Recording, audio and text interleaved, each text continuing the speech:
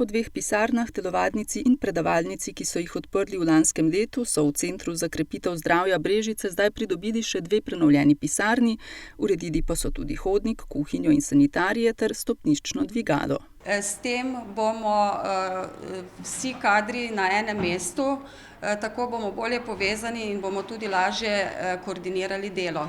V Centru za krepitev zdravja izvajajo individualna svetovanja in preventivne zdravstveno-vzgojne delavnice ter aktivnosti za krepitev zdravja in zmanjšanje neenakosti v zdravju v lokalnem okolju.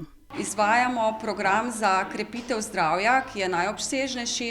Izvajamo kratke delavnice, v katere se lahko udeleženci pridejo brez napotitve, in pa tudi daljše delavnice, katere potekajo v večjih srečanjih, katerih udeleženci potrebujejo napotitve diplomirane sestre oziroma zdravnika iz ambulante družinske medicine.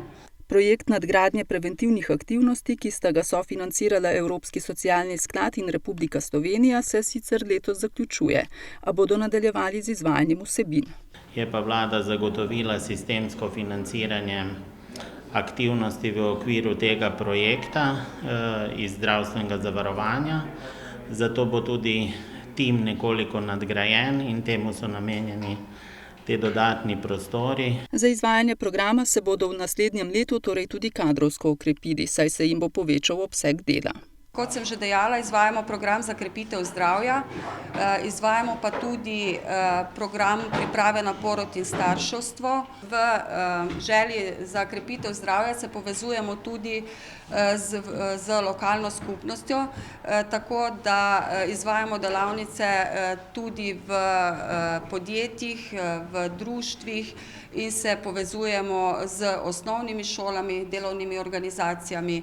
Vrednost obnove dodatnih prostorov je znašala 53 tisoč evrov, sredstva pa je zagotovila občina Brežice. Za nas ta Center za krepitev zdravja je izjemno pomemben, ker smatramo, da je to neki povezovalec med zdravstvenim ustanovam, predvsem pa tudi med društvom, ki veliko delajo na preventivi. In seveda ta center je velika pomoč. Me poveseli, da se je izjemno dobro prejel med občani, kajti vse več je koristnikov, ki to uporablja.